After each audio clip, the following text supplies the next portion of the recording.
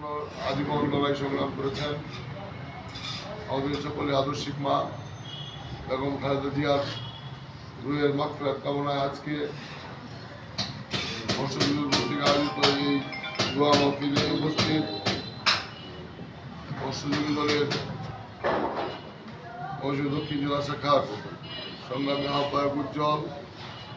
বর্ষজুড়ি যুগ্ম আহ্বায়ক সম্রাট, সিনিয়র যুগ্ম সম্পাদক শহীদ, জেলা হাতে সদস্য সচিব সোহেল সহ অন্যান্য সকল নেতৃবৃন্দ, অন্যান্য সকল নেতৃবৃন্দ, আসলে লম্বা সময় নয় আপনারা যে দোয়ার আয়োজন করেছেন বর্ষজুড়ি দক্ষিণ জেলা শাখার জন্য সকলকে ধন্যবাদ জানাই, কৃতজ্ঞতা জানাই। সকলেই মনে রাখতে হবে বেগম খালেদা জিয়া তার জীবনের